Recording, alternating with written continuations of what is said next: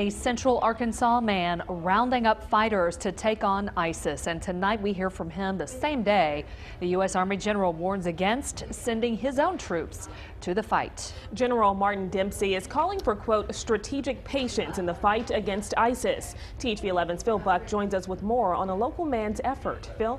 Well, Denise and Don, that is right. Swan Dog, as he asked to be called because he has already received death threats, is not waiting for the U.S. military to go up against the Islamic State. He is recruiting former special ops personnel, snipers, medics, and support staff, all for his privately funded militia, which reportedly already has teams on the ground in the Middle East. Team Swan Dog currently numbers just under 500.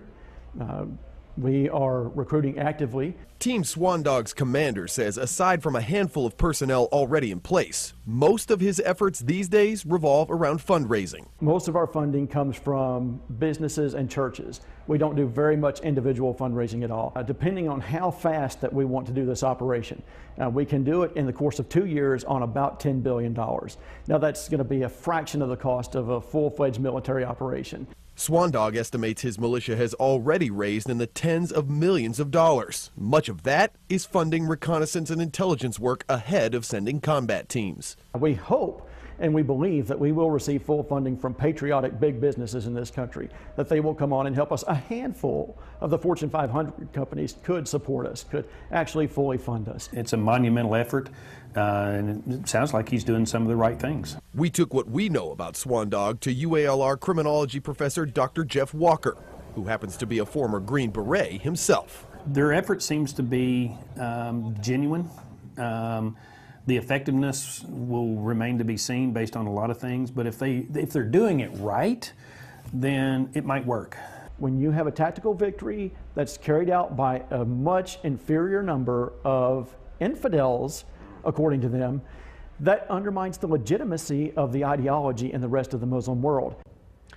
Now, Swan Dog is also clear about the fact that his organization is not a recognized nonprofit. That said, he's hopeful that somebody sympathetic to his efforts may donate some office space, which he needs immediately. And by the way, all of those are paid positions with Team Swan Dog. Contractors generally make at least $120,000 a year. Wanted, funds, and a few good men to deploy against ISIS. There's definitely been strong support and numerous veterans who are seriously interested in going. 8-year military vet Sean Rowe launched this website, Veterans Against ISIS. He's recruiting vets to fight the terror group in places like Iraq, and he's asking for 4 years of military experience. So I'll be talking with them, screening them. I don't want to just take anybody. From kidnappings to beheadings, the violence unleashed by ISIL continues. Rowe says he's had enough.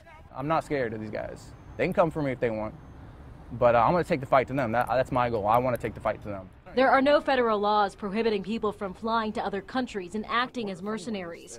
But former FBI Special Agent Ron Worth says there are other laws to keep in mind. If you were trained with automatic weapons or weapons of explosives or rocket launchers or mortars or things like that, you may be exposing yourself to criminal prosecution. Worth also says he's not guaranteed medical treatment if he's injured, and he's not protected under the Geneva Convention. It's going to be very dangerous, but that's a risk that anyone who is signing up for this is voluntarily taking. We asked Rowe if he has a strategy or where he even plans to go. We just got to get in an area, we just got to get over there and just leave it to us.